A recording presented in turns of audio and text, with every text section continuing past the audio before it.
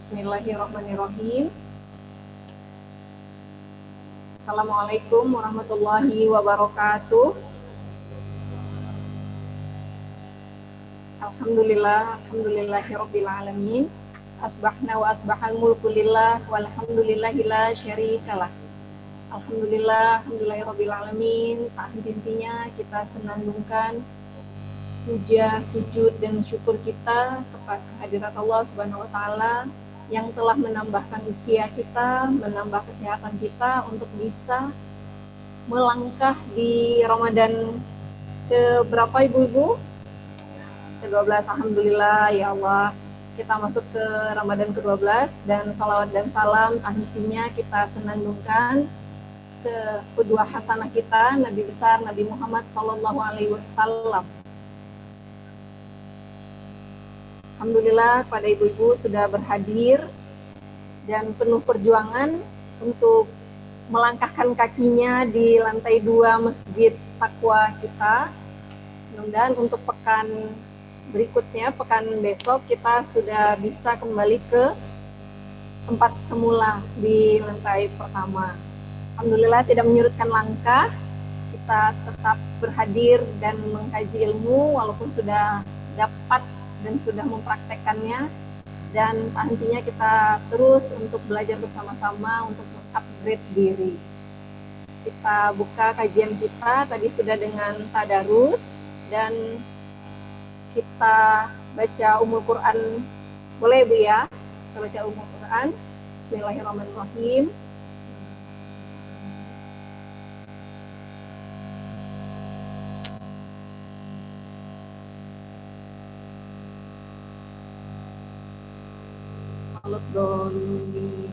Sadaqallahul azim.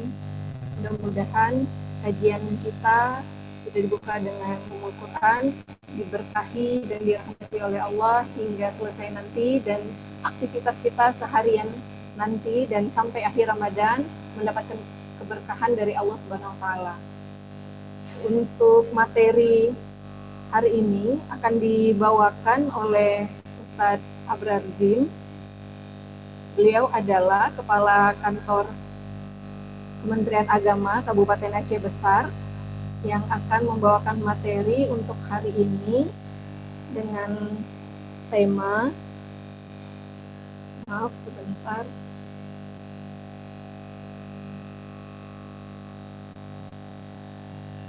Ustadz Abrar Zim, SAG MH, akan membawa materi tentang madrasah akhlak dalam ibadah puasa Ramadan. Mudah-mudahan materi ini bisa kita perdengarkan dengan seksama, dan di akhir materi akan kita lakukan diskusi dan tanya jawab. Pada ibu-ibu yang ingin diskusi langsung bisa mendekat ke arah mic yang sudah disediakan. Nanti mic-nya digilir ya Bu ya. Dan untuk partisipan di Zoom, untuk yang bertanya bisa menyalakan kolom chat, dan untuk presensi nanti akan kita bagikan link dan mendapatkan sertifikat langsung di email ibu-ibu masing-masing. Untuk materi kita tuju langsung pada Ustadz Haji Abrar Zim, SAG MH. Pada Ustadz kami silakan.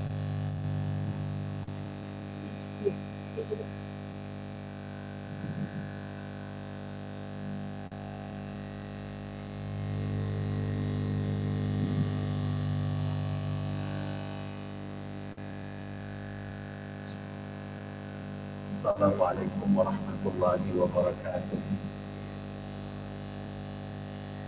Alhamdulillahilladzi 'allama bil qalam. 'Allama al-insana ma lam ya'lam. Asyhadu an la ilaha illallah wa asyhadu anna Muhammadan 'abduhu wa rasuluh.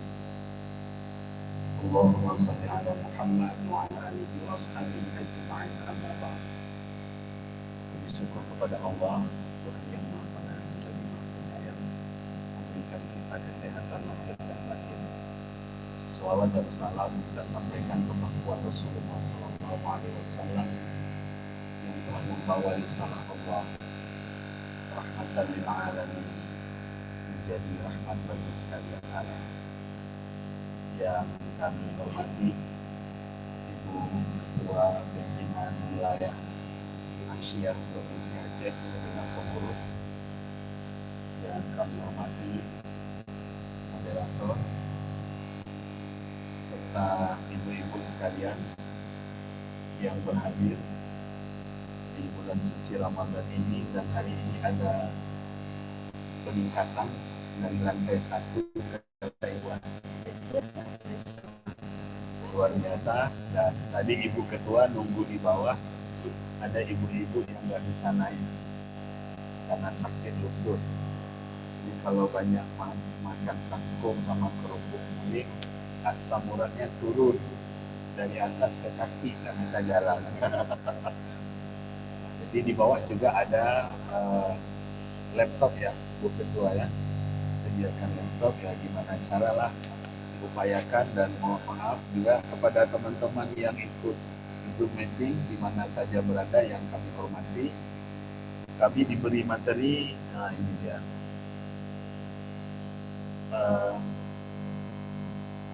tentang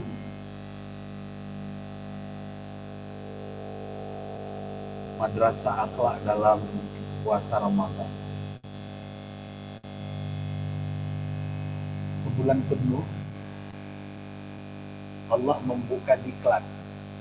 Diklat itu pendidikan dan pelatihan dalam bentuk madrasah. Materinya sudah disusun jauh-jauh hari, silabusnya sudah lengkap. Yang susun itu Allah, kemudian ikut Rasulullah. Pesertanya terpilih orang-orang beriman, luar biasa. Jadi kalau peserta pelatihan di bawah itu di screening test, tapi peserta madrasah akhlak di bulan Ramadan ini sudah terpilih, sudah terseleksi orang-orang yang beriman. Waktunya 1 bulan, endingnya sertifikatnya takwa, resensinya absennya kita sendiri yang menghadirkan diri kepada Allah lewat ibadah yang luar biasa. Ada ibadah siang saja. Bulan puasa ini ada ibadah siang aja, nggak usah malam. Namanya puasa. Nggak usah minta-minta, saya tambahlah sedikit malam puasa juga. Tidak ada. Siang aja, sejak terbit matahari sampai sejak terbit fajar sampai terbenam matahari. Itu aja. Kalau itu kita lakukan dengan 2 syarat, 2 aja syaratnya. Man shama ramadhana imanan wa ihtisaban ghufira lahu ma taqaddama min dhanbi. Siapa yang berpuasa Ramadan karena iman, itu 1 syaratnya. Wa ihtisaba, penuh perhitungan, penuh mengharap ridha Allah, penuh keikhlasan. Ghufira lahu ma taqaddama min dhanbi. Dijamin diampuni dosanya yang lalu. Allahu Akbar. Betapa bahagianya kita datang bulan Ramadan, ada amalan siang aja, Bu, siang aja. Lalu ada amalan malam aja kita lakukan, nggak usah siang. Qiyamul lail, nggak usah minta-minta tambah siang. Ada yang ngomong malam saya capek, banyak kali makan, nggak sanggup tarawih. Minta siang aja, nggak ada. Yang ada malam. Di bulan-bulan lain itu qiyamul lail ada juga. Nilainya beda dengan madrasah diklat pelatihan yang ada di dalam bulan Ramadan. Lalu Ustaz, ada nggak amalan siang malam bulan Ramadan? Ada. Baca Quran kan? Subuh boleh, habis sahur boleh, tengah malam boleh, jam 3 boleh, mau buka puasa boleh, duha boleh, duhur, asar boleh, baca Quran. Itu dilatih kita terus, ditempa jiwa kita. Ada lagi Ustaz yang boleh siang malam? Boleh, ada. Sedekah. sedekah sahur. Ada kan orang bagi sahur? Ada. Ada. Sedekah pagi, sedekah duha, sedekah siang, sedekah mau buka puasa. Ini kita udah jalan ya, Aisyah, Bu Mary ya. Ya, Bu Ketua udah jalan. Sudah? Lepas subuh? Setiap subuh sudah mulai ngumpul di rumah masing-masing, dikumpul di Sabtu. Oh gitu. Nah udah jalan, listnya sudah, tapi nama saya belum. Dah saya bilang sama Bu Mary, ini ada beberapa titipan, boleh Ustaz? Kita mulai. Kita sudah jalan. Apalagi zikir, boleh nggak pagi? Boleh siang malam. Ini sebuah hal yang luar biasa. Lanjut. Oh, belum. Kita lihat Ramadan, bulan istimewa karena di dalamnya terkandung kemuliaan. Di dalamnya ada keberkahan. Kalau bulan-bulan lain satu dibalas 10 sampai 100 kali lipat. Kalau Ramadan tidak terhingga. Karena bulan yang penuh berkah. Bulan yang penuh nikmat. Bulan yang memberikan pelajaran pendidikan yang berharga bagi umatnya. Maka dengan datangnya bulan Ramadan, kita menjadi istimewa. Istimewa bagi orang-orang cerdas. Bagi orang-orang yang mau masuk ke madrasah Ramadan. Bagi orang-orang yang mau ikut diklat. Kalau enggak, dia tidak menjadi cerdas kalau tidak mau ikut. Dengan datangnya bulan istimewa ini, masyarakat muslim banyak belajar. Ada sabar dalam menghadapi permasalahan. Sabar. Ini ujian, kan ada. Mau lihat makanan, sabar. Mau marah, sabar. Hai Mekmunan, nyo puasa, sabar. Jadi menjadi terlatih kita dengan sabar, mengendalikan marah, tidak cepat marah. Kalau ada yang marah, kalau ada yang mau bertengkar, ngomongin kita, apa kita jawab? Inni shaimun. Hai Mekmunan, belum puasa. Kalau ada orang yang mengajak untuk menggunjing, ngomongin orang lain, hanya puasa. Kalinya ikarat lah, oh nanti malam aja ya. Nanti udah ada juga yang nanti malam aja lah.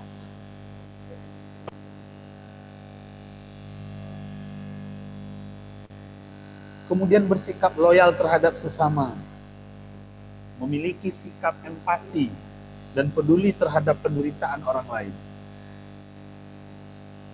Puasa ini nggak makan kita berapa kali? Satu. Makan siang kan? Makan pagi ada di sahur. Makan malam puasa. Siang aja. Karena orang-orang miskin, orang-orang yang tidak punya, mereka kadang ada pagi, tidak ada siang tidak ada malam. Ada siang, pagi, dan malam hanya seadanya. Lalu disinilah kita dilatih bersikap sosial, peduli dengan orang lain, dan semua itu tidak lepas dari adilnya bulan Ramadan dalam membentuk akhlak terpuji serta meraih rahmat Allah. Lanjut.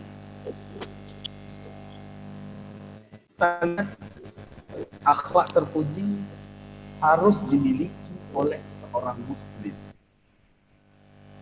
Karena akhlak terpuji merupakan salah satu identitas orang muslim. Bahkan keimanan seorang muslim dikatakan tidak sempurna sehingga dia memiliki akhlak yang terpuji.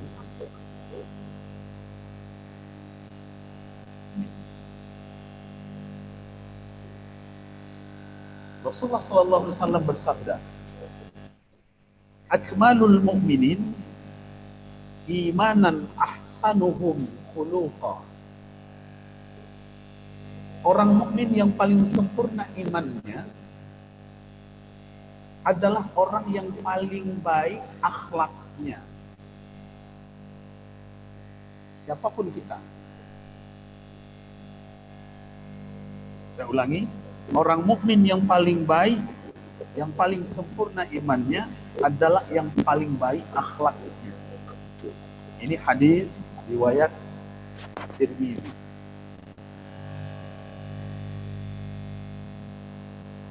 Seorang suami dikatakan dia baik, yang paling baik akhlak terhadap keluarganya. Kata Rasulullah, khairukum li ahliha, ana wa khairu li ahli. Sebaik-baik kamu orang yang paling baik terhadap keluarganya. Aku, kata Rasulullah, adalah orang yang paling baik terhadap keluarga, istri dan anak-anak. Begitu juga ibu. Orang ibu yang paling baik adalah yang paling baik terhadap keluarganya, terhadap suami dan anak-anaknya. Tentu kebaikan itu dengan menampilkan akhlakul karimah. Lanjut. Kita lihat pengertian akhlak. Kajian yang lalu saya sudah sampaikan, tapi tidak ditampilkan dalam bentuk slide seperti ini. Akhlak itu berasal dari bahasa Arab. Bentuk jamak dari khuluq, artinya budi pekerti, perangai yang baik, tingkah laku atau tabiat. Nah, itu apa? Kebiasaan. Nanti dia akan muncul kebiasaan itu spontan dia. Kalau dia baik, muncul dia baik. Kalau dia pura-pura baik, nanti lama-lama nyan kayak cubit aslinya. Nah, itu berarti ada satu polesan. Ada yang tersembunyi dari perilaku itu. Inilah dia tabiat. Bahasa Inggrisnya apa tuh? Habit. Apa? Habit. Kebiasaan hari-hari kita, perilaku kita. Itu dia akan muncul. Kalau dia baik, akan menjadi baik. Kalau dia jelek, akan menjadi jelek. Akhlak juga berakar dari kata khalaqa. Khalaqa artinya menciptakan. Jadi ada khalik. Siapa khalik? Allah yang menciptakan. Kan ada makhluk. Siapa makhluk? Yang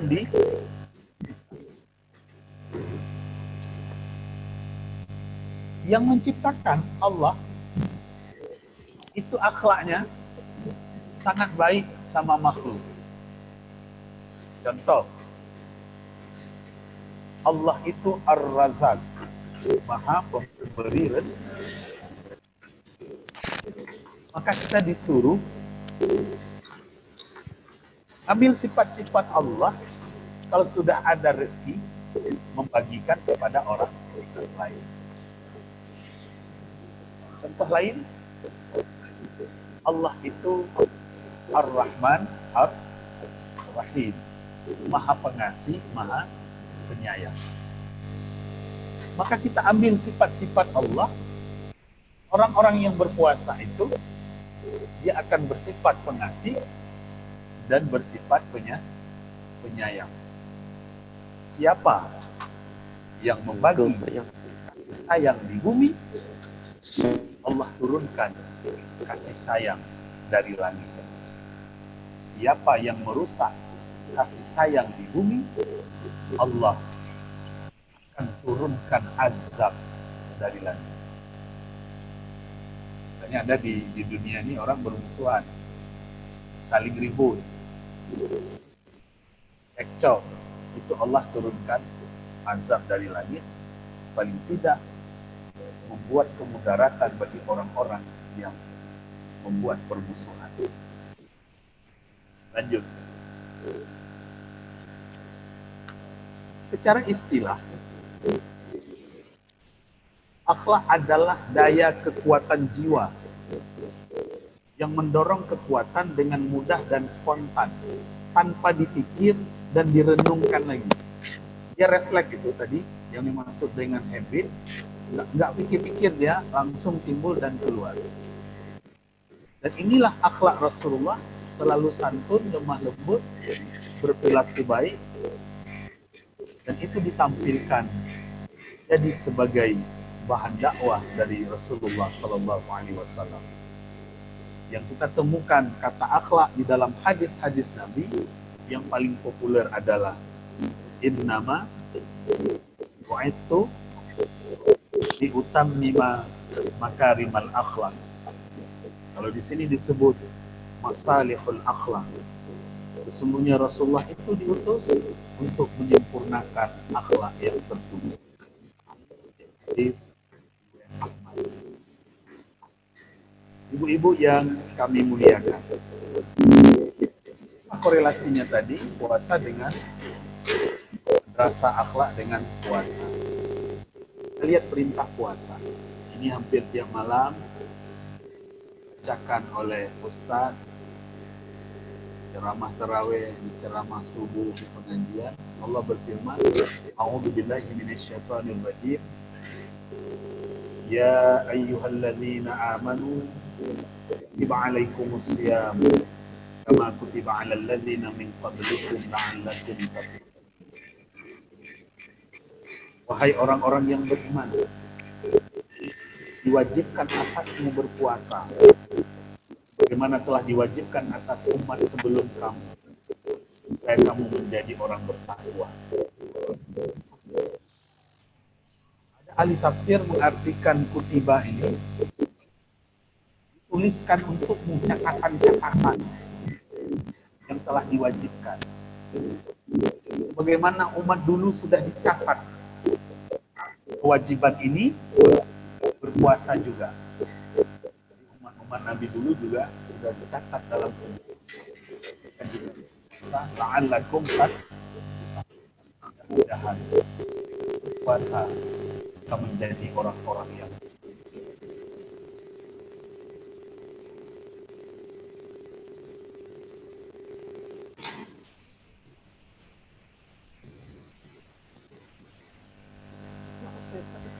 ya, baik.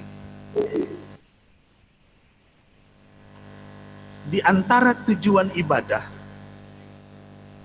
yang telah diwajibkan oleh Allah kepada kita maupun yang dicontohkan oleh Rasulullah Sallallahu Alaihi Wasallam, itu semuanya untuk membentuk akhlak. Mana sudah saya sampaikan, termasuk ibadah puasa. Tujuannya membentuk pribadi takwa, membentuk akhlak yang baik. Termasuk ibadah lain. Contoh salat. Salat ada nggak membentuk akhlak? Inna salata tanha anil fahsya'i wal munkar. Quran surah Al-Ankabut ayat 45. Sesungguhnya salat itu mencegah perbuatan keji dan mungkar. Ini untuk akhlak. Aqimis salah li dzikri, kata Allah. Dirikan salat untuk mengingatku.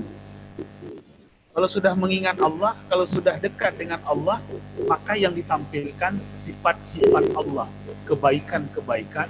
Dia menyerap sifat-sifat ilahiyah, membuang sifat-sifat hewaniyah. Karena di dalam diri kita ini ada sifat-sifat hewaniyah, lalu menyerap sifat-sifat rabbaniyah, sifat-sifat ilahiyah. Zakat misalnya, kita keluarkan zakat untuk menghilangkan keserakahan. Mendidik akhlak kita tidak serakah. Dan di dalam harta kita ada hak orang lain. Juga membentuk akhlak. Haji misalnya. Faman farada fihinnal hajja fala rafasa wala fusuka wala jidala fil haji. Barang siapa yang sudah menetapkan niat untuk haji, jangan buat rafas. Wala fusuka, jangan buat fasik. Jangan aniaya orang lain, jangan sakiti orang lain. Wala jidala, jangan berbantah-bantahan. Jangan bertengkar. Karena di haji itu ada juga bertengkar. Di haji ada juga mengumpat. Di haji kalau yang nggak boleh ngumpat itu sedang ihram. Kalau puasa katanya di siang hari, nanti malam boleh. Kalau di haji sedang ihram, nanti habis ihram boleh. Semuanya nggak boleh. Jangan kemudian ditambah-tambah. Dia memang bertengkar selalu. Manusia akan diciptakan dari tanah. Mungkin dia diciptakan dari tanah sengketa, maka dia selalu bertengkar. Nah, ditambah lagi bumbu-bumbunya. Nah, nggak ada. Inilah yang dimaksud dengan perilaku yang spontanitas tadi muncul. Kembali ke puasa. Maka orang yang berpuasa kemudian akhlaknya jauh dari nilai-nilai ibadah yang dilakukan, berarti nilainya turun.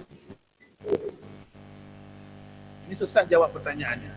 Ustaz, ada orang salah, tapi celeng masjid dia yang ambil. Ustaz, ada orang salah, tapi sandal dipilih yang bagus-bagus. Ustaz, ada orang salah, habis itu dia berbuat maksiat. Ini bagaimana? Jiwa salat itu belum lengket dengan perbuatannya. Dia belum bisa menikmati jiwa salat itu. Begitu juga puasa. Saat ada orang puasa, siang hari dia ngumpat, khutbah, ini bagaimana? Nilai puasa itu belum menyatu dengan jiwanya. Kadang-kadang ketika mau khutbah, itu dia pisahkan pula dulu, dia buat batas supaya nggak kena. Sebenarnya prasangka. Kan ayat bilang, inna ba'dadz-dzanni ismun. Sebahagian prasangka itu dosa. Ini mudah-mudahan sebagian lagi yang enggak dosa. Nah, dia pilih. Enggak enak juga ini kalau kita ngomong.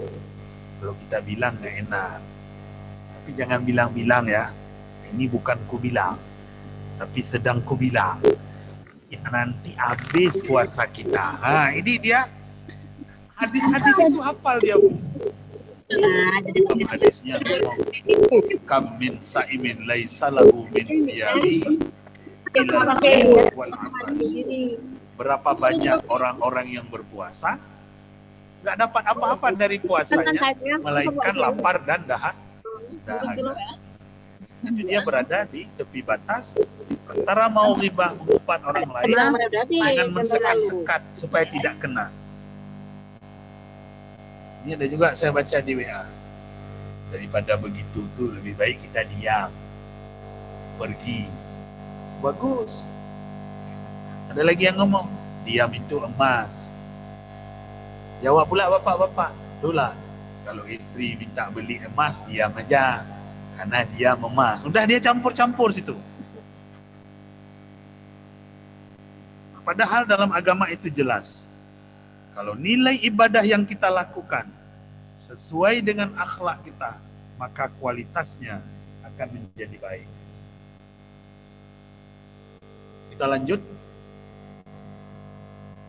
Secara umum, Ali Abdul Halim Mahmud menjabarkan yang termasuk akhlak terpuji.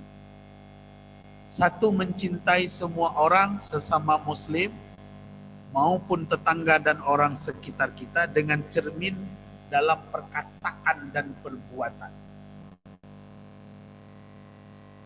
Kalau ada orang ngomongnya sesuai dengan perbuatannya, itu dianggap orang itu baik. Ugah lagi bun, kumpul lagi na. Itu bahasa Aceh. Yang kedua, toleran.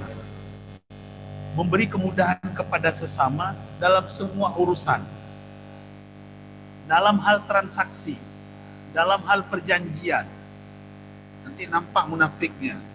Kalau dia ingkar, kalau dia dusta, kalau dia khianat, itu nampak muncul. Seperti jual beli dan sebagainya. Yang ketiga, menunaikan hak-hak keluarga, kerabat, tetangga tanpa harus diminta terlebih dahulu. Kemudian menghindarkan diri dari sifat tamak. Inilah puasa mengajarkan kita. Sahur dengan tidak berlebihan, berbuka dengan seteguk air dan dengan memakan kurma. Lalu mengejar ibadah kita. Tidak memutuskan hubungan silaturahim dengan sesama, tidak kaku dan bersikap keras dalam berinteraksi, dan berusaha menghias diri dengan sifat-sifat yang terpuji.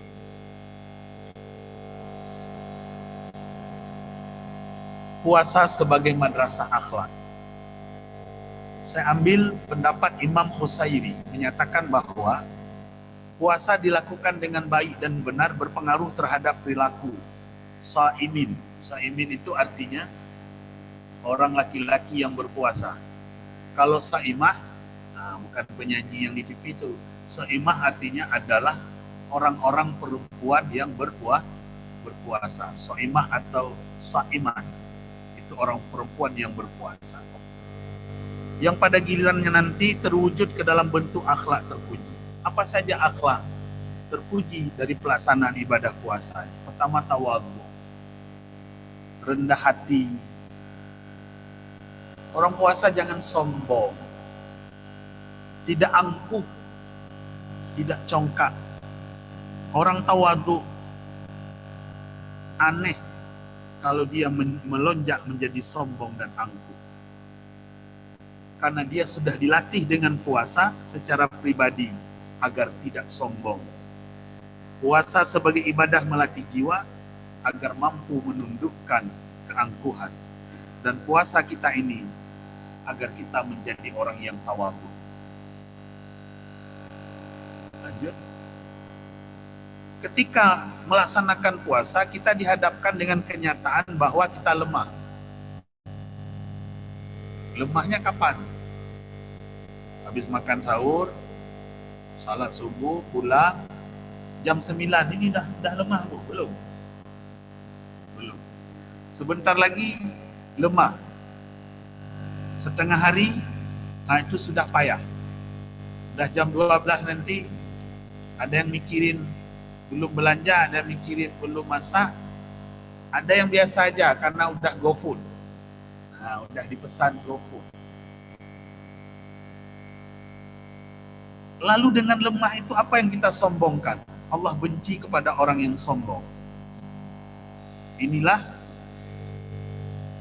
sifat sombong syaitan ketika diusir oleh Allah dari surga karena dia tidak senang kepada Adam. Apa yang menghalangimu untuk bersujud kepada Adam? Ditanya oleh Allah kepada syaitan. Aku menyuruhmu untuk sujud kepada Adam.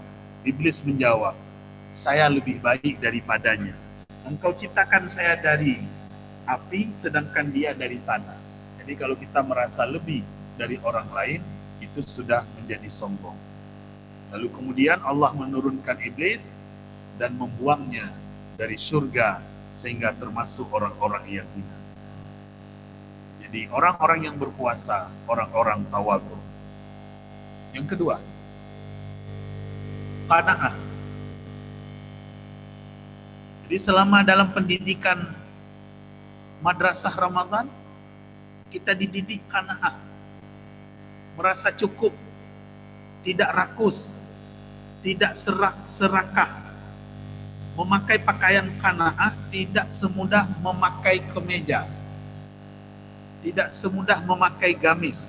Diperlukan pembinaan diri, karena setiap manusia memiliki kecenderungan. untuk terus serakah. Ada yang kasih ingat istri sama suaminya.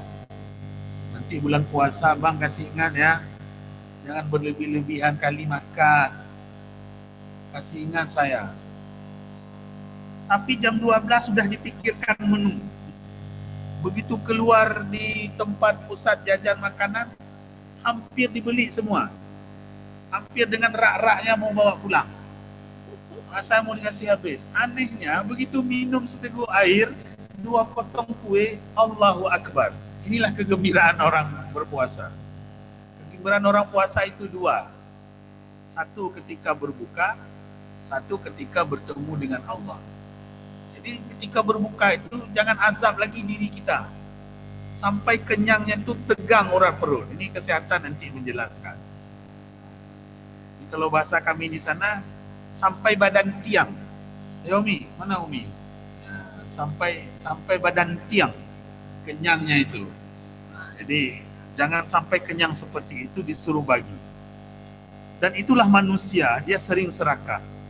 Kalau diberi 1 lembah emas, dia akan minta 1 lembah emas yang kedua.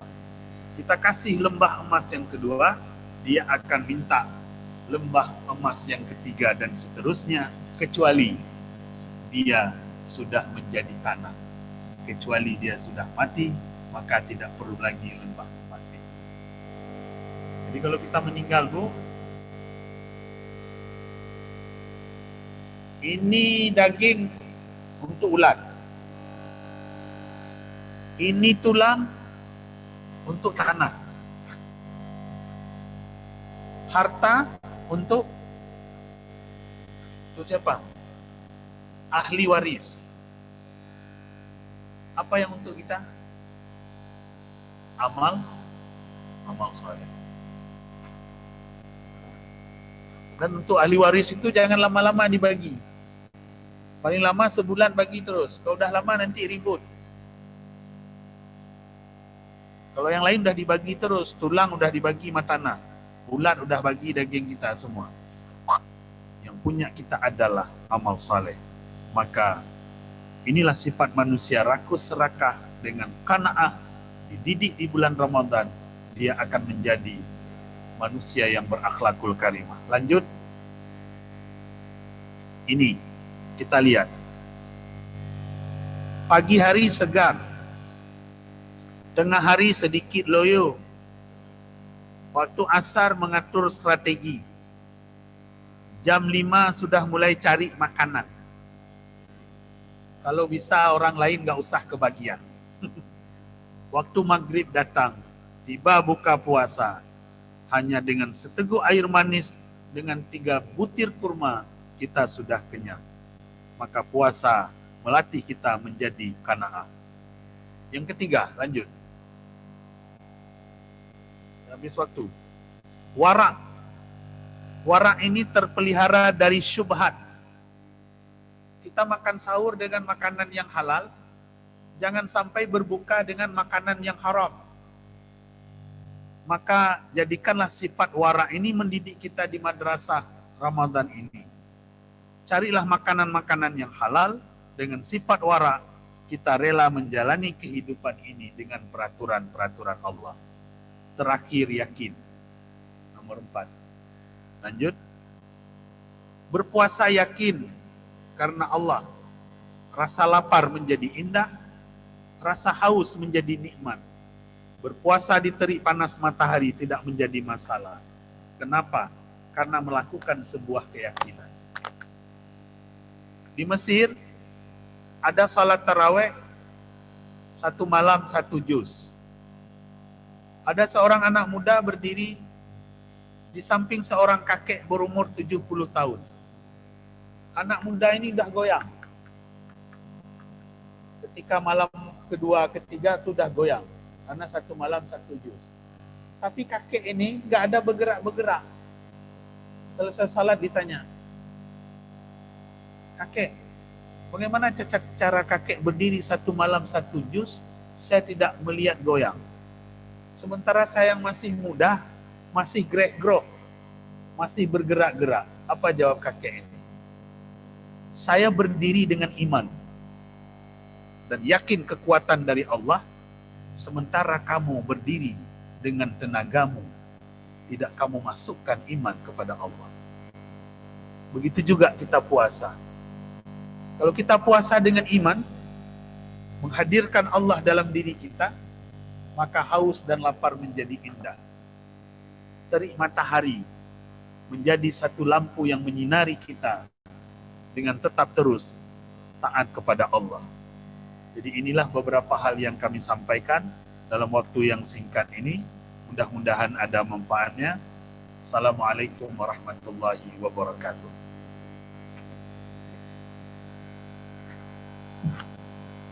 Assalamualaikum warahmatullahi wabarakatuh. Alhamdulillah, materi dari beberapa penjabaran Ustaz Abrar sangat mengena ya Bu ya. Benar nggak Bu? Halo ibu-ibu, assalamualaikum. Waalaikumsalam. Ya, Bu. Karena adem, ayam suasananya jadi terbawa. Enggak ya Bu ya, mudah-mudahan masih on terus ya Bu ya. Alhamdulillah. Untuk yang mau segera bertanya boleh acung tangan, Masya Allah sudah ada. Untuk yang partisipan kita bersabar terlebih dahulu, kita dahulukan yang di lokasi ya. Boleh kita mulai dari Ibu. Silakan Bu.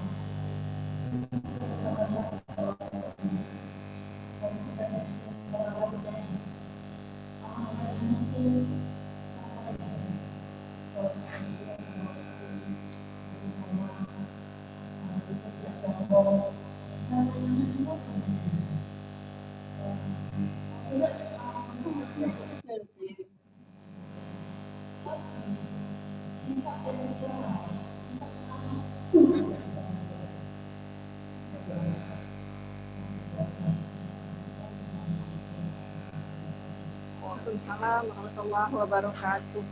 Kita kumpul dulu Ustaz atau gimana? Dikumpul dua penyanyi. Masih ada ibu-ibu? Belum? Acung Bu? Belum ada? Belum? Ya silakan Ustaz. Baik. Semuanya sudah baik. Salatnya tadi, sedekahnya, puasanya. Cuma emosionalnya, coba dicek darahnya. Apakah dia darah tinggi atau apa? Itu. Bagaimana ini caranya? Kemarahan itu seperti api. Kemarahan itu dari syaitan.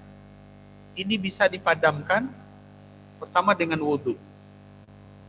Rasulullah SAW memberikan solusi. Kalau ada seorang yang lagi marah, dia berdiri, maka disuruh duduk. Kalau dia duduk masih marah juga, disuruh berbaring. Kalau masih melonjak juga, bangun. Ambil air wudhu. Maka kita disuruh itu menjaga wudhu. Ada yang bisa menjaga wudhu dari maghrib isya? Bisa? Bisa, dekat. Dari isya ke subuh, bisa? Hah? Nanti saya ceritakan. Dari subuh ke duhur? Enggak. Tapi dari subuh ke duha? Bisa. Bisa. Tapi nanti mau duha, ambil lagi. Dari duha ke duhur bisa. Dari duhur ke asar bisa. Itu Bu. Dan ini adalah, jangan kita anggap kalau emosinya itu yang tidak baik. Karena ada juga emosi yang baik. Misalnya dia komandan, kan? Kalau nggak marah komandan nanti nggak. nggak jadi komandan. Misalnya marah dalam hal kebajikan, marah dalam menegakkan amar ma'ruf nahi mungkar. Tapi kalau itu habitnya, kebiasaannya marah yang memuncak, pertama kalau marah hendaklah dia duduk, berdiri lalu duduk lalu berbaring, kemudian mengambil wudhu. Yang ketiga kata Rasulullah, orang marah itu orang keras hati. Bagaimana solusinya? Hendaklah mengusap kepala anak yatim dan mencium ubun-ubunnya. Nah, ini juga obat untuk melunakkan hati. Kalau yang marah itu istri, itu ada juga yang ajarkan suaminya membaca Fatihah, tiupkan ke air, minum sama istrinya. Cuma ada juga yang ajar sama saya tapi nggak tahu sumbernya. Kalau istri itu cepat marah-marah, cuci tangan dulu bersih-bersih, cuci tangannya dalam gelas, kasih air minum cuci tangan sama suami. Nah, itu saya nggak dapat riwayatnya. Tapi mendoakan istri, mendoakan suami untuk tidak marah dengan metode yang tadi, maka ini solusi yang diajarkan oleh Islam. Dan itu bukanlah sebuah kebiasaan yang baik kalau marahnya itu berdampak kepada yang jelek. Apalagi spontanitas bisa mencelakakan orang lain. Itu. Sudah, Bu? Alhamdulillah bisa jadi ini Bu ya, jadi bahan masukan ya Bu ya. Itu ada Ibu lagi di belakang. Ada Bu? Ada Bu? Sebentar Bu, digilir mikrofon. Minta maaf untuk partisipan yang di Zoom, mungkin penanya yang di lokasi kurang kedengaran, nanti akan kita sambung untuk pertanyaannya. Silakan Bu. Waalaikumsalam warahmatullahi wabarakatuh.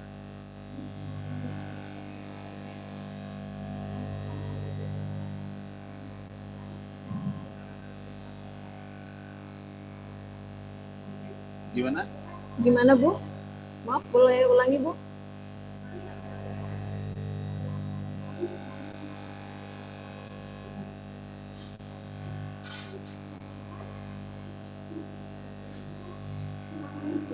Oh iya, baik.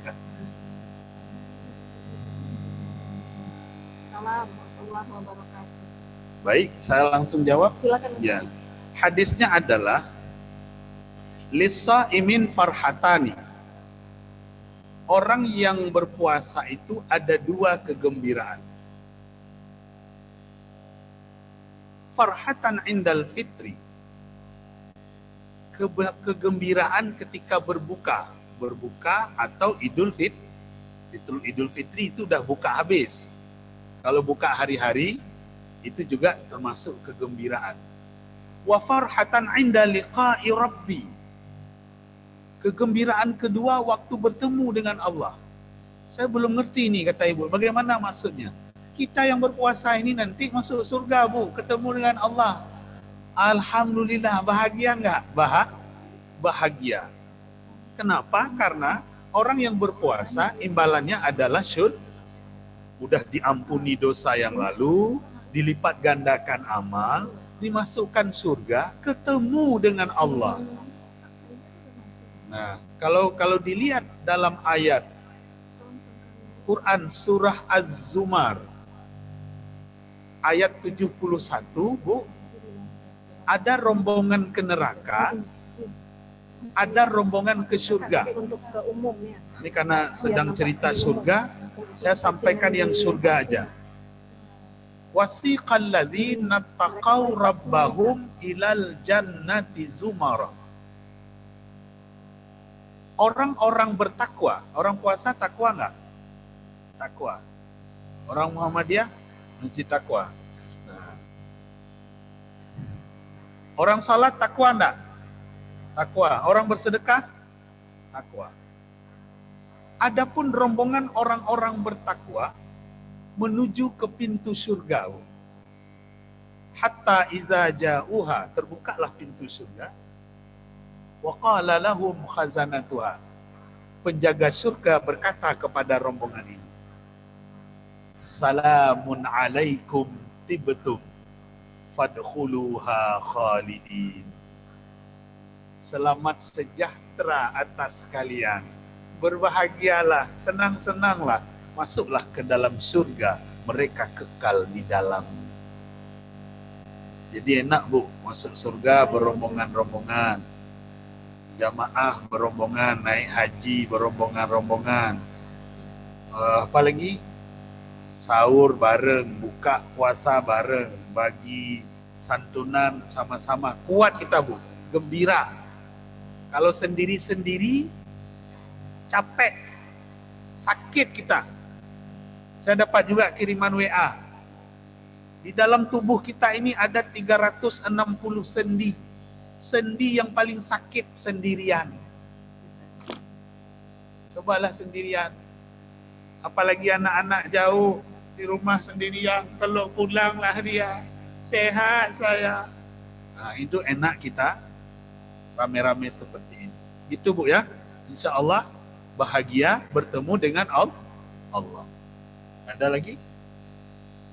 Ibu-ibu, ada lagi yang mau diskusi? Silakan. Silakan. Ya Ibu. Untuk kakak panitia minta tolong.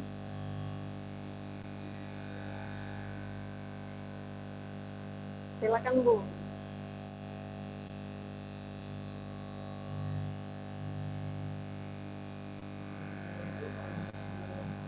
Waalaikumsalam warahmatullahi.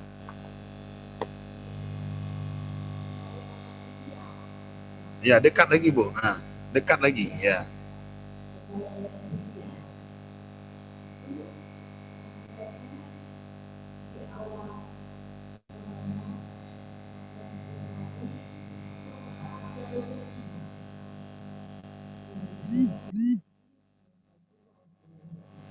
Waalaikumsalam warahmatullahi wabarakatuh. Baik. Apabila kita faman kana minkum maridan aw ala safarin fa'iddatum min ayyamin ukhar.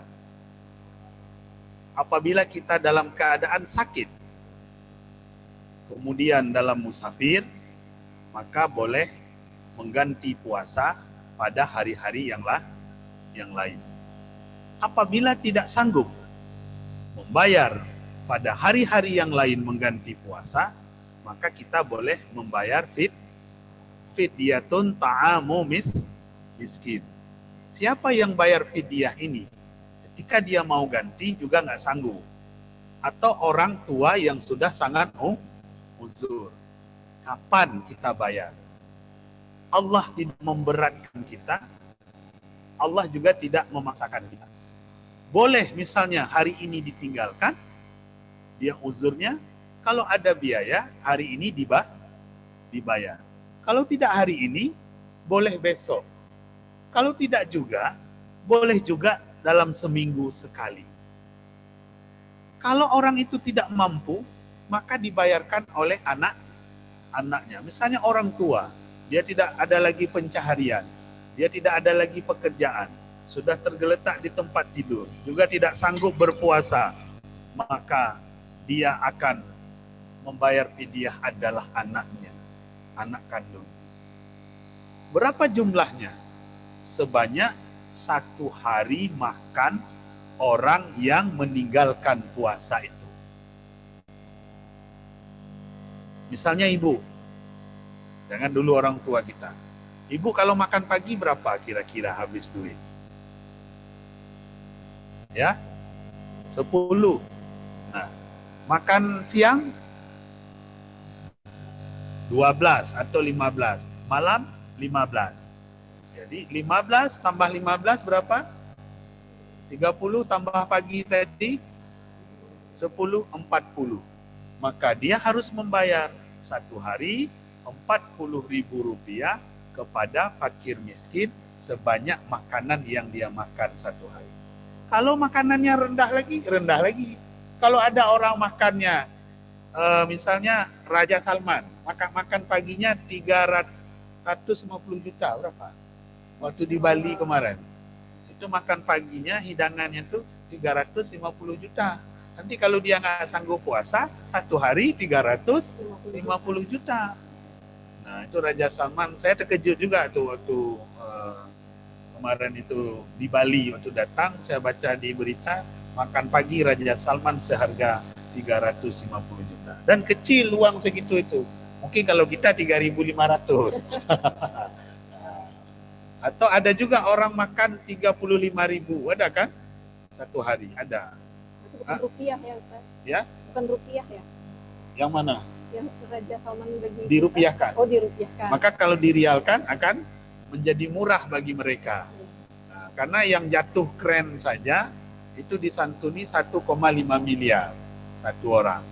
Kalau kita di sini boro-boro, paling-paling 100, paling-paling berapa 10 juta atau 1 juta asuransinya. Nah, kalau di sana itu 1,5 miliar. Itu lain nilai uangnya. Jadi Bu, sejumlah kadar makanan kita. Ada yang nanya lagi, diberaskan boleh? Boleh. Berapa genggam beras kita makan 1 hari kalau dimasak? Tambah lauk pauknya. Nah, tambah uang lauk pauk. Mau diuangkan seperti tadi praktis. Karena nanti ada pendapat lagi di luar kan? Ada makan uang, kenapa kasih uang? Ada juga yang seperti itu. Termasuk sekarang zakat fitrah, karena nggak boleh dengan uang, katanya nggak makan uang. Nah, maka kita yang seperti itu, kita moderat aja. Nah, kita mana yang kemaslahatan dan dibenarkan oleh syariat.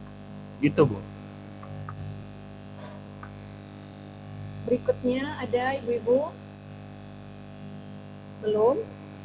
Ustaz, ini saya bacakan yang dari partisipan ini Ustaz, dari Bapak Abdul Qadir. Setelah berpuasa Ramadan, tetapi akhlaknya tidak ada perubahan. Apakah puasanya hanya menahan lapar dan haus? Yang kedua, inhaler yang dihirup oleh penderita penyakit asma, obat spray itu Ustaz, apakah membatalkan puasanya? Mohon penjelasan Ustaz. Ya, yang pertama, apa tadi? Puasa Ramadan yang akhlaknya tidak ada perubahan. Ketika Ramadan berakhir, walitukmilul iddata walitukabbirullaha ala ma hadakum wa la'allakum tashkurun. Hendaklah kamu cukupkan bilangan puasamu. Hari ini dah berapa tadi? 12. Tinggal 18. 17. Cukupkanlah bilangan puasamu. Walitukabirullah. Bertakbirlah membesarkan Allah. Ala ma hadakum. Yang mau diikuti. Atas petunjuknya yang sudah diberikan kepadamu. Aneh, puasa sudah selesai, petunjuk nggak dia dapat.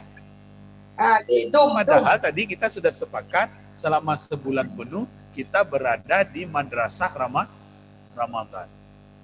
Jadi apa yang mereka dapat tidak ada membekas di dalam jiwa dan hatinya, karena selama sebulan penuh dia tidak mendapat apa-apa kecuali hanya lapar dan dahaga. Padahal endingnya orang yang ikut diklat, orang yang ikut pendidikan, orang yang ikut pelatihan, sesudah itu akan ada perubahan pada jiwanya, lalu dia berubah dari yang tidak baik kepada menjadi yang lebih baik. Berarti dia menjadi orang-orang yang merugi. Sebulan penuh Ramadan berlalu, tapi tidak ada sedikit pun membekas pada dirinya untuk perubahan-perubahan ke arah yang lebih baik. Ini Pak Abdul Qadir. Ya, pertanyaan Pak Abdul Qadir. Yang kedua, Pak Abdul Qadir, fake apa namanya tadi bahasa Inggrisnya? Inhaler. Fake inhaler. Apakah itu membatalkan puasa? Jadi para ulama sepakat termasuk swab yang dicolok ke hidung itu tidak membatalkan puasa. Termasuk di dalam bulan puasa kita suntik vaksin COVID-19 itu tidak membatalkan puasa. Karena menghirup itu adalah untuk obat. Menghirup itu dan ketika swab itu juga untuk obat. Dan ini tidak membatalkan puasa. Jadi atas nama obat tidak membatalkan puasa, kecuali memasukkan makanan dengan sengaja, muntah dengan sengaja, berbuka dengan sengaja. Nah, ini baru membatalkan puasa. Terima kasih. Berarti sama dengan obat apa ya? Kemarin ada pertanyaan teman ini, Pak. Katanya obat yang spray ke kerongkongan. Apa itu sama dengan yang rongga hidung juga? Tidak membatalkan ya, Ustaz? Kalau itu obat tidak membatalkan, kecuali dia melewati kerongkongan dan meminumnya. Dia seperti diuap gitu, Pak. Yang genus apa namanya sekarang tuh bukan, tuh tiu. Kurang tahu ini mereknya apa. Katanya untuk obat asma juga. Apa obat batuk, tapi model spray. Kalau disemprotkan hanya sebatas kerongkongan, maka tidak membatalkan puasa. Dan itu obat.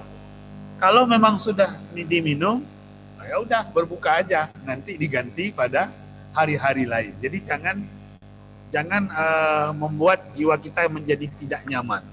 Jangan membuat jiwa kita berpuasa ini menjadi tidak enak. Jangan mencampakkan diri kita ke dalam kebinasaan. Jadi kelenturan-kelenturan hukum diberi oleh Allah dalam ibadah itu ada. Dan itu bisa kita ikuti. Terima kasih. Terima kasih, Ustaz. Ibu-ibu yang di sini ada yang ingin diskusi lagi, silakan. Kesempatan langka loh, Bu. Silakan, Bu. Ada, Bu? Belum ya? Ini Ya. Ya. Silakan Kakak panitia. Bu, yang lain silakan, Bu, di acung.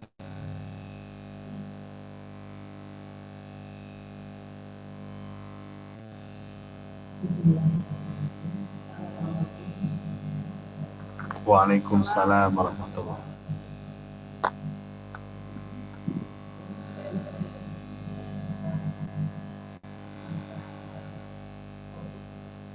Iya.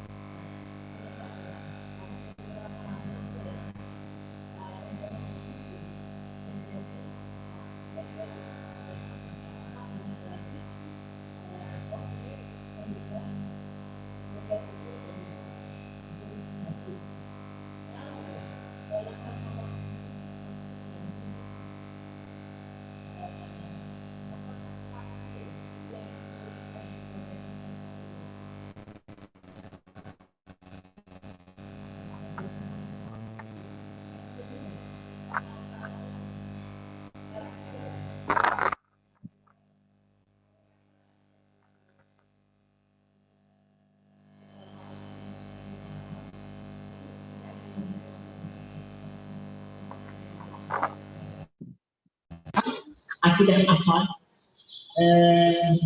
Gimana yang sebenarnya, Ustaz? Terima kasih, Ustaz. Assalamualaikum warahmatullahi wabarakatuh. Waalaikumsalam warahmatullahi wabarakatuh. Menyikapi COVID-19, kita di Muhammadiyah pimpinan pusat sudah menghabiskan dana 344 miliar. Baik itu untuk warga Muhammadiyah maupun warga non-Muhammadiyah yang terlayani di sentra-sentra pelayanan rumah sakit yang ditangani oleh Muhammadiyah. Itu satu. Yang kedua, kita tidak boleh terlalu takut kepada COVID karena ini datangnya dari Allah. Yang ketiga, kita jangan menganggap remeh COVID karena realitanya ada, angka kematian dengan data-data itu ada. Yang keempat, kita warga Muhammadiyah, kalau menurut Pak Haidar Nasir, adalah warga-warga yang cerdas. Karena memahami sesuatu harus dengan ilmu.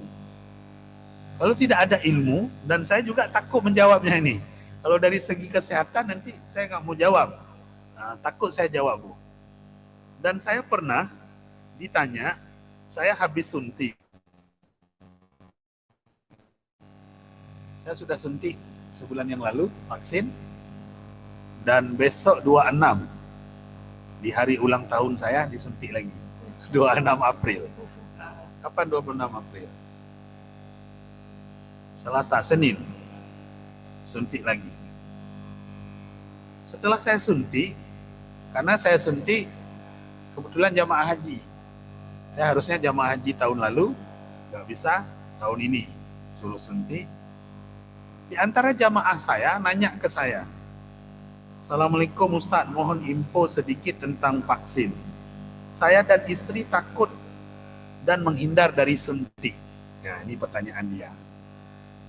Sebab ada dua alasan. Satu, Sinovac sudah kadaluarsa 25 Maret. Dia bilang di sini. Dua, vaksin AstraZeneca lebih heboh lagi karena mengandung lemak babi. Ini dari pertanyaan dia yang saya tidak tahu ini. Jadi, kami baru divaksin jika sudah ada vaksin yang aman, dia bilang. Saya dan istri mendaftar 2011, mestinya berangkat 2020, dia bilang. Sama berarti dengan saya. Namun karena ada program penyakit dunia, yakni COVID, maka kami cancel berangkat ke 2021. Pertanyaan, apakah sudah pasti semua berangkat tahun ini? Jadi, penjelasan COVID-nya nggak jelas, pertanyaan berangkatnya diminta pasti. Saya takut jawaban ini saya kirim ke Pak Aliasa. Assalamualaikum Prof. Saya mendapat pertanyaan dari jamaah. Dijawablah oleh Pak Rasa. Waalaikumsalam. Satu, kata Prof. Aliasa. Tulisan dari teman tadi, ada yang fakta, ada yang hoax. Nah, maka kita jangan menjadi penyebar hoax. Bahwa itu sudah kadaluarsa. Dari mana tahu? Apa mungkin pemerintah membunuh rakyatnya? Enggak. Apa mungkin para ahli itu mencelakakan rakyatnya? Enggak. Dari mana tahu kadaluarsa? Kalau saya nggak tahu. Yang tahu adalah orang kesehatan. Yang kedua, jawab Pak Aliasa. Vaksin Sinovac itu halal menurut MUI. Ada kan keputusan MUI bahwa vaksinnya itu halal? Kita bukan ulama, kita bukan MUI, jangan kita yang memutuskan bahwa itu adalah haram. Yang ketiga, masalah kadaluarsa ditentukan oleh pemerintah. Kita percaya kepada pemerintah, tidak perlu kita campuri, apalagi kalau kita tidak punya ilmu tentang itu. Yang keempat, COVID-19 itu adalah fakta, bukan hoax. COVID-19 itu ada. Oleh sebab itu, untuk mengantisipasinya, kita ikhtiar. Ikhtiarnya, cuci tangan, apalagi pakai masker, jaga jarak, hindari kerumunan, apalagi? Apalagi, Bu? Satu lagi. Hindari kerumunan, tidak berkumpul, sama juga, kerumunan berkumpul juga. Masker, cuci tangan. Mencuci tangan, memakai masker, menjaga jarak, menghindari kerumunan, satu lagi ada. Ya, Bu? Itu cuci tangan juga. Itu masuk cuci tangan juga. Ya? Kata Mimi tidak mudik. Yang kelima, jawaban Prof. Aliasa, masalah kepastian haji yang menentukan Arab Saudi. Belum pengumuman kan? Belum pengumuman kita apa berangkat atau tidak. Sementara vaksin adalah syarat untuk masuk Arab Saudi. Itu. Jadi pertanyaannya, Bu, pertanyaan pertama. Yang kedua tadi apa? Ya, mengenai swab. Saya yang pernah ikut kalau naik pesawat cuma dua kali rapid. Yang pertama rapid ambil darah. Itu berlaku 14 hari. Terus kemarin ke Medan saya baru swab antigen. Apa namanya? Diambil semacam korek kuping sepanjang ini, dicolok ke hidung. Dia putar-putar, geli, saya hampir bersin. Nah, saya takut tertusuk, ke hidung berbahaya. Dia tarik, tunggu setengah jam, hasilnya negatif. Nah, sementara yang dicolok selang, seperti endoskopi, saya tidak pernah merasakan. Karena ada yang bilang itu sangat sengsara. Ya, ini mungkin Bu Mary bisa jelaskan, saya nggak bisa jelaskan. Ini orang kesehatan. Juga, Ustaz. Karena saya tidak pernah merasakan. Yang saya rasakan itu 2, dan ini tidak membatalkan puasa. Kalau yang swab, yang dicolok ke hidung dengan memakai tangkai semacam seperti cotton bud. Jadi bahasa-bahasanya itu. Pak Haidar Nasir sudah disuntik. Ini fotonya, ada sama saya. Saya kalau ada orang bantah-bantah. Nah, kemudian Ketua PP Aisyah sudah, Bu ya? Sudah. Ibu Zaidar sudah? Belum. Nah, jadi kita tidak boleh ini. Yang swab itu mungkin, Bu ya. Yang swab dicolok selang, kalau sedang puasa, itu lebih baik nggak usah berpuasa. Karena udah. Tapi nggak ada lagi itu. Yang colok ke hidung nggak ada lagi. Saya dapat kiriman dari KKP, Kantor Kesehatan Pelabuhan di Bandara Sultan Iskandar Muda, dari dokter, lupa saya namanya, dokter Maya, lupa pula. Salam Ustadz, mulai minggu lusa, kapan minggu? Besok. Ini dia kirim kemarin. Mulai minggu lusa di Bandara Sultan Iskandar Muda sudah tersedia pemeriksaan genos dengan biaya lebih murah dan praktis, jadi tidak perlu swab lagi. Teknik pemeriksaan hanya dengan menghembus. Nanti dikasih semacam tabung plastik, kita tiup. Kita tiup, nanti baru keluar hasilnya positif apa negatif. Dan saya pernah tiup ini waktu saya di Korea, di bulan 11. Bulan 11 saya ke Korea, dari Seoul kami menuju Sukji. Di kota Sukji kami kunjungi puskesmas. Setelah puskesmas kami kunjungi sekolah. Puskesmasnya di Korea seperti rumah sakit. Apa di sekolah, tempat UKS di sekolah seperti puskesmas. Nah, saya ulang lagi. Saya berkunjung ke puskesmas. Puskesmasnya seperti rumah. Itu semua cek ada. Termasuklah cek merokok. Nah, jadi merokok itu kemudian juga cek stres. Apa dipasang di sini kepala, termasuk Dinda Ikhwanul Fitri itu ada cek stres kemarin. Taruh kepala itu dilihat angka stres kita.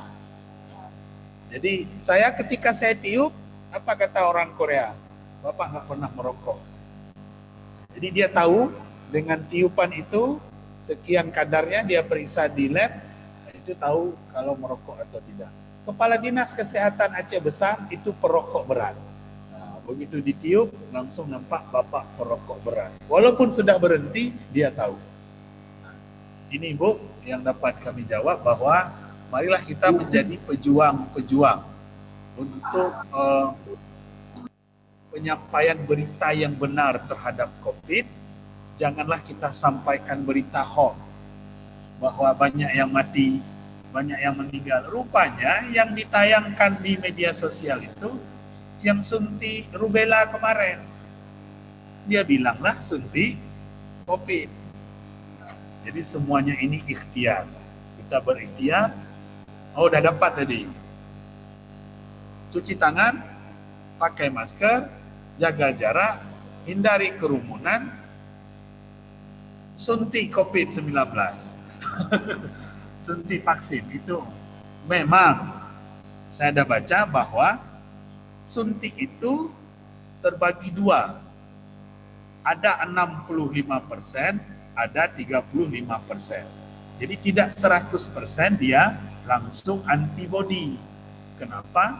Istri Ridwan Kamil sudah suntik 2 kali, kemarin dia terpapar lagi dan positif. Makanya jangan anggap remeh. Sesudah suntik, lalu kita menganggap sudah kebal. Tetap memakai masker, tetap menjaga jarak, tetap juga tidak berkerumun. Begitu, Bu.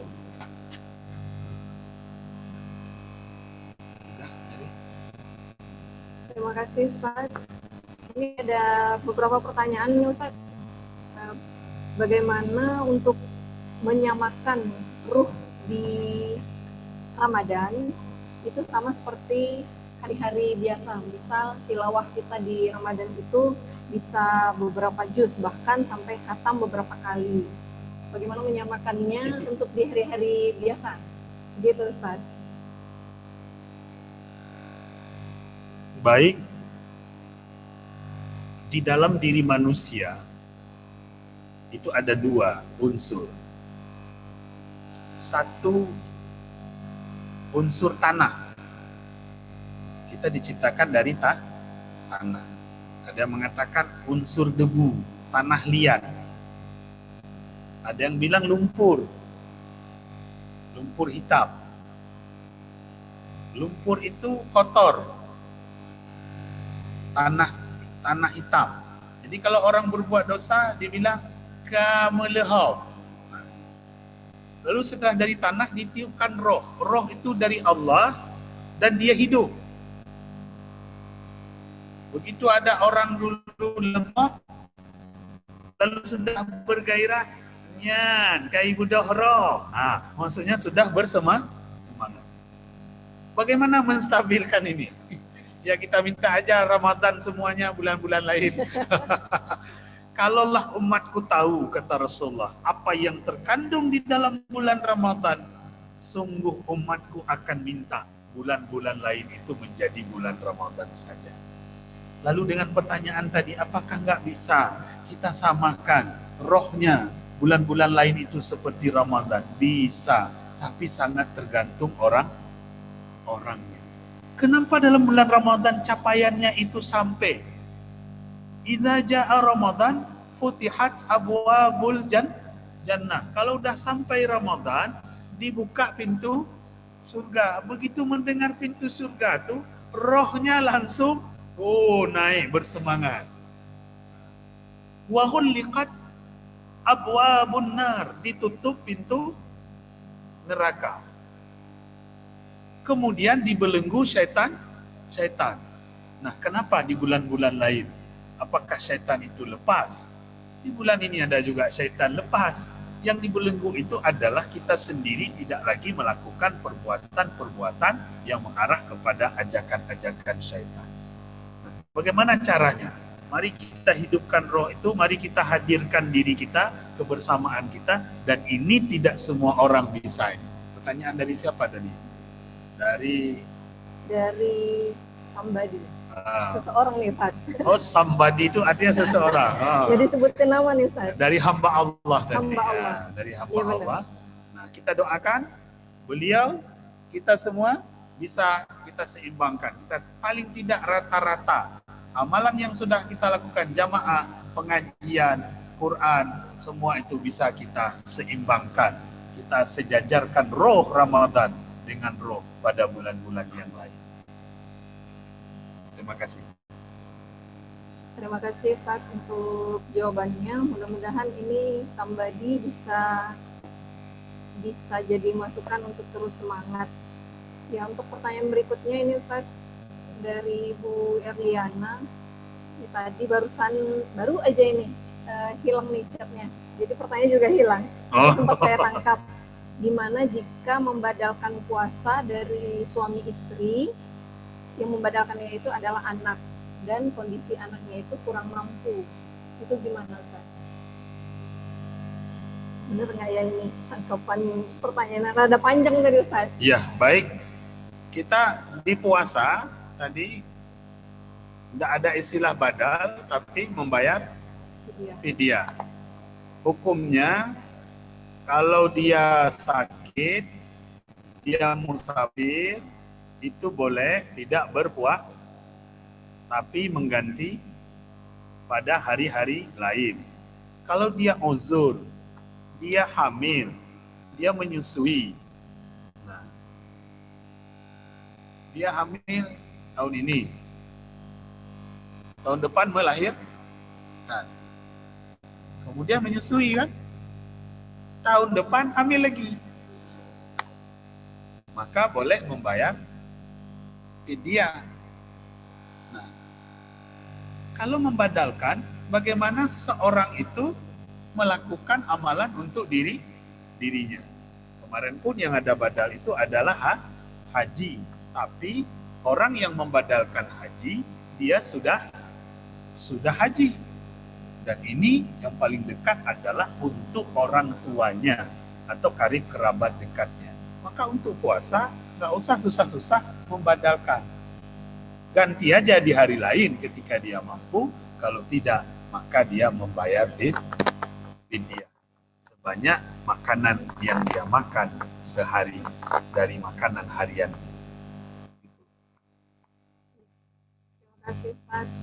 Dan ini ada pertanyaan berikutnya, apakah sedekah yang di bulan Ramadan itu besar pahalanya sama dengan sedekah di hari-hari biasanya, Ustaz? Walaupun nominal di Ramadan itu kecil, tapi di luar Ramadan nilainya besar. Baik, kepada kita sudah disampaikan beberapa kegembiraan kelipatan pahala di dalam bulan Ramadan.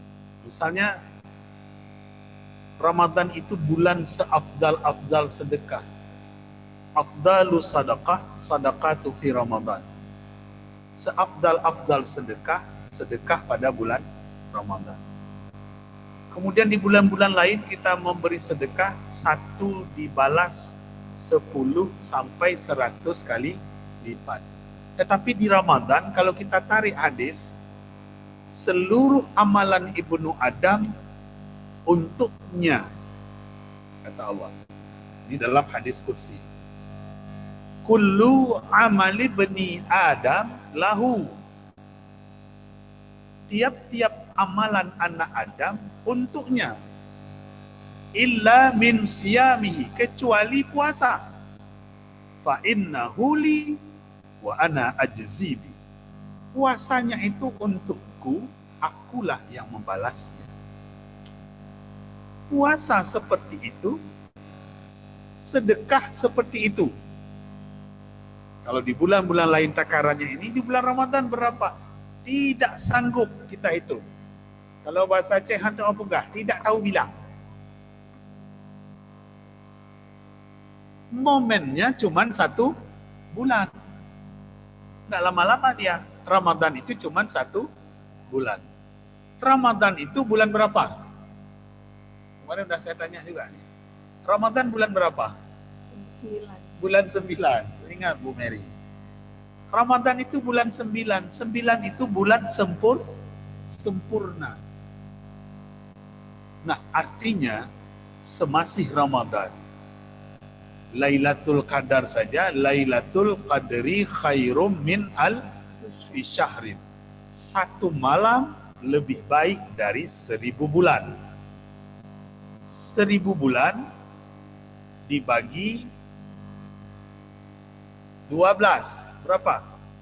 Oh, Mary. 1000 bagi 12. Berapa, Bu? Cepat. Ini matematik. 83,3 ya. 83,3. Pakai kalkulator. Nah, 1 malam Lailatul Qadar nilai pahalanya sama dengan 83 tahun. Jadi 1000 bulan itu dibagi 12 bulan. 12 bulan 1 tahun sama dengan 83 tahun. Nah, apakah ketika kita mendapat Lailatul Qadar sudah dapat 5 kali. 83 kali 5. 8 kali 5 berapa? 400 tahun. Ya? 416 tahun. Apakah kita berhenti? Tidak.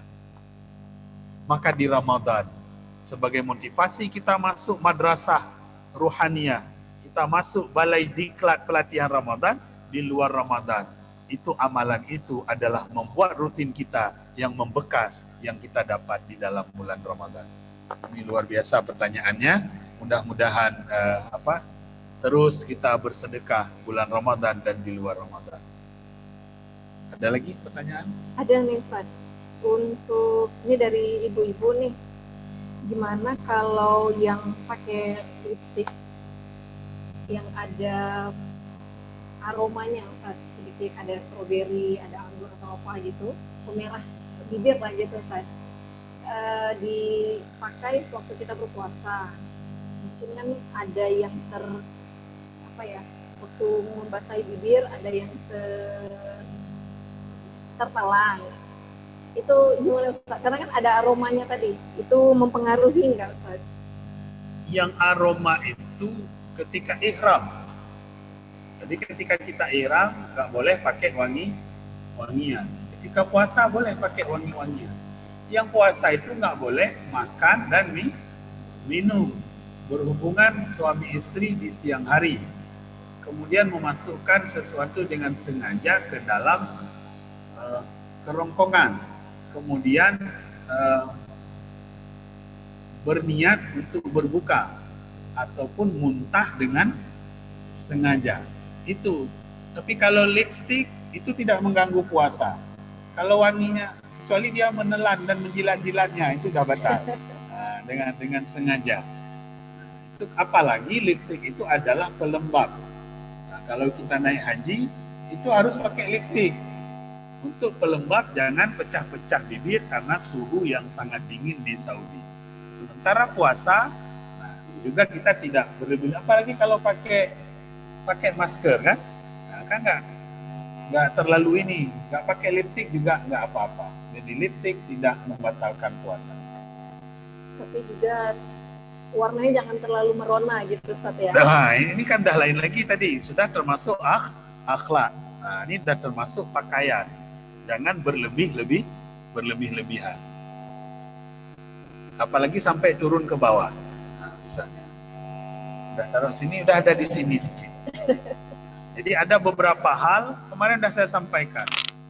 Dalam hal terhadap wanita itu haram. Kalau mentato alis, itu haram. Kemudian haram kalau memakai wig. Apa tuh wig? Rambut palsu. Kemudian haram kalau menyemir rambut warna hitam. Kalau merah boleh. Nah. Kemudian haram memakai pakaian yang ketat. Haram memakai pakaian yang tipis transparan. Kemudian haram memakai wangi-wangian. Haram mengikir, menyamakan gigi, mengikir gigi, itu haram hukumnya bagi laki dan perempuan. Jadi ini beberapa hal yang diharamkan bagi perempuan. Apalagi alis ini udah dia cukur, dia tato di atas. Yang di atas ada tato, yang dia cukur tumbuh jadi sama dengan. Masa dipakai sama dengan sini kan? Ada 2 garis. Itu sudah, ini yang diharamkan bagi seorang wanita. Udah Ibu. Untuk ibu-ibu yang di sini masih ada Bu? Kakak minta tolong, ada pertanyaan yang di belakang. Oh iya. Waktu kita sudah hampir habis nih, tapi boleh 2 ini untuk, silakan Bu. Nah, ibu-ibu kenapa nggak dari tadi gitu ya? Iya. Bentar ya Bu. Silakan Bu. Padat dan singkat ya Bu. Waalaikumsalam.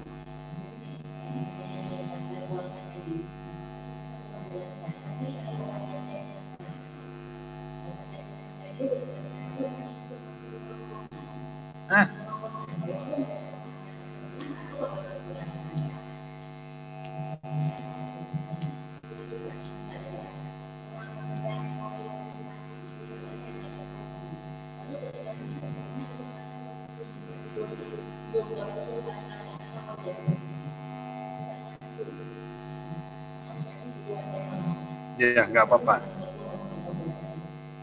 Ini ada ahli THT nggak? THT. Satu lagi, Satu Kak, lagi ya. untuk ibu yang di depan bisa sekalian nanti dijawab. Ini ibu yang di depan. Silakan, Bu. Waalaikumsalam.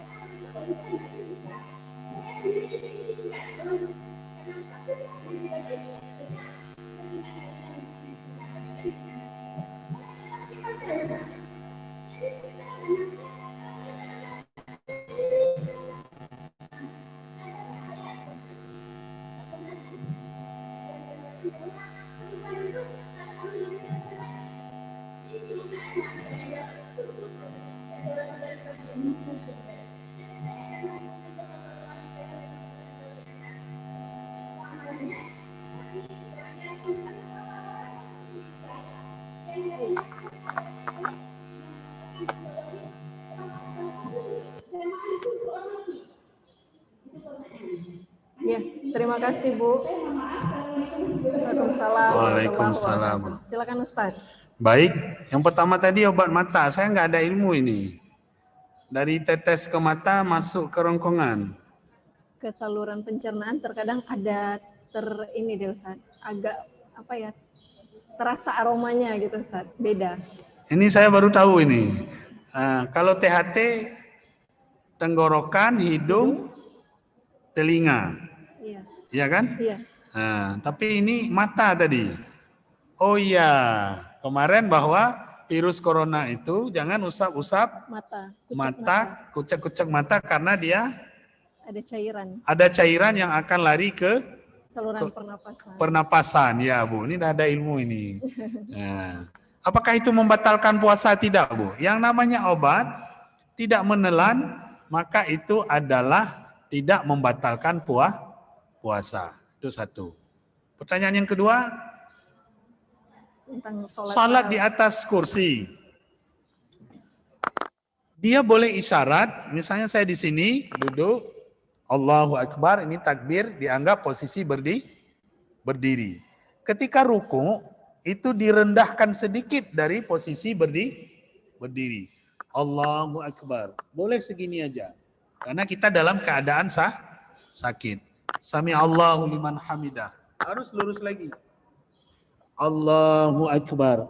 Tidak sampai ke bantal pun nggak apa-apa. Misalnya di pesawat, ya kan?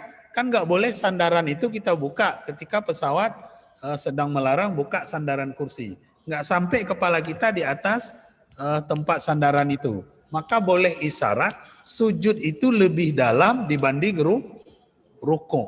Dan ini sudah dibolehkan dalam salat orang yang di atas kursi maupun duduk tanpa ada alas. Nah, begini Ustaz, ini saya lihat memang beliau sujudnya di atas lantai, di atas tempat tidur. Saya tanya kenapa memerengkan, lebih nyaman. Kalau lebih nyaman, ya boleh. Jangan terjatuh apa misalnya kan. Beliau lebih nyaman, ini dibolehkan lalu ada semacam alas tempat sujudnya. Nah, itu dibolehkan. Ya. Bukan atas bantal, artinya seolah-olah itu adalah lantai tempat dia sujud. Tapi kalau itu kepayahan nggak usah, isyarat saja boleh. Begitu, Bu. Ya. Jangan begitu sujud langsung tidur karena bantal kan. Tapi dia kan bangun lagi gitu. Pertanyaan Ibu yang saya maksud tadi Bu, motivasi jangan sendirian tidak melakukan kegiatan. Ternyata Ibu malah banyak kegiatan. Nah, pertanyaannya, ada nggak hadis bahwa salat jamaah itu prioritas untuk pria? Ada. Bagi wanita kata Rasulullah lebih baik salat di rumah. Dan kalau keluar untuk salat berjamaah, hindari fitnah. Untuk syiar, ajaklah muhrim. Kalau tidak ada muhrim, maka suatu kebiasaan untuk terhindar fitnah. Misalnya suami kita udah ke Medan, ke Jakarta, kita mau salat jamaah, harus ada izin suami. Lun tarawih ente jak gede. Nah, itu Bu. Jadi inti pertamanya wanita itu pada dasarnya adalah disuruh salat di rumah. Tapi kalau tidak menimbulkan fitnah dan untuk syiar, maka wanita itu dibolehkan untuk salat berjamaah ke masjid. Tentu perginya itu tidak mengundang fitnah. Nah, kalau tadi misalnya Ibu sendiri, hujan pun pergi misalnya, sehingga orang lain geram melihatnya. Kerja. Padahal Ibu mengejar amal saleh. Jadi nggak apa-apa kalau tidak menimbulkan fitnah, Ibu tidak sakit, ya silakan. Tapi kalau ada teman bareng-bareng, itu lebih baik supaya tidak menjadi gunjingan dan omongan orang lain. Jadi, berarti ibu, ya boleh.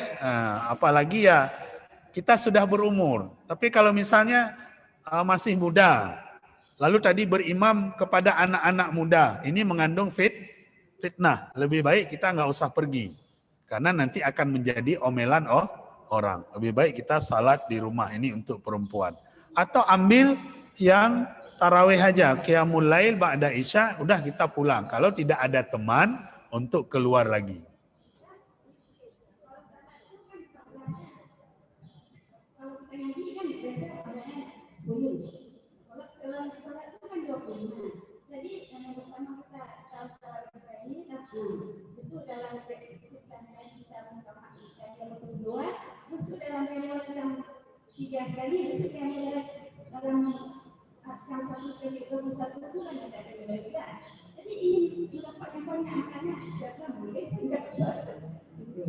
Ya, tadi jawabannya kalau tidak menimbulkan fitnah maka dibolehkan. Yang bisa merasa itu kita. Tapi Ibu udah merasa tadi. Ada orang yang geram melihatnya, ya kan? Nah. Ada rame-rame.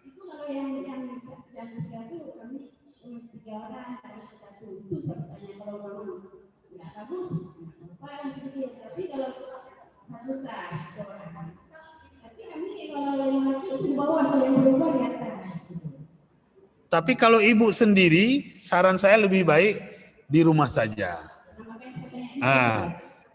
Apalagi itu salat Nabi, kalau salat sunat, itu jarang sekali keluar dilihat jamaah. Beliau selalu di dalam kamar. Udah mau kamat baru keluar. Kebetulan rumah Nabi di sini. Tempat jamaah di sini. Waktu udah keluar Nabi berdiri, barulah Bilal kamat. Dan kenapa? Karena tidak ada semangat kan? Nah, nanti kita cari semangat. Kita laksanakan di rumah. Intinya jangan menimbulkan fitnah. Gitu Bu. Jadi kita bisa merasakan, Ibu bisa merasakan. Ya, terima kasih. Waalaikumsalam. Baik. Seru ya Ibu-Ibu untuk hari ini. Dari tadi kita banyak membahas pertanyaan yang di kolom chat. Karena Ibu-Ibu di sini belum ada yang bertanya. Nah, di limit waktu akhir baru pada banyak bertanya. Minta maaf ya Bu untuk waktunya ditambahkan. Alhamdulillah hari ini sampai lewat lebih 15 menit kita. Mudah-mudahan tidak menzolimi ibu-ibu yang lain. Dan materi ini sangat bermanfaat, bisa diaplikasikan di keseharian kita. Kita padai kajian kita dengan doa penutup majelis. Subhanakallahumma bihamdika asyhadu an la ilaha illa anta astaghfiruka wa atubu ilaik. Pada Allah saya mohon ampun, kepada ibu-ibu semua, pada Ustadz saya mohon maaf jika ada salah kata, salah sikap. Kita tutup. Assalamualaikum warahmatullahi wabarakatuh. Waalaikumsalam warahmatullahi wabarakatuh. Untuk partisipan kita mau mengambil foto sebentar ya. Mohon untuk menyalakan videonya untuk semua partisipan. Wah. Kepada partisipan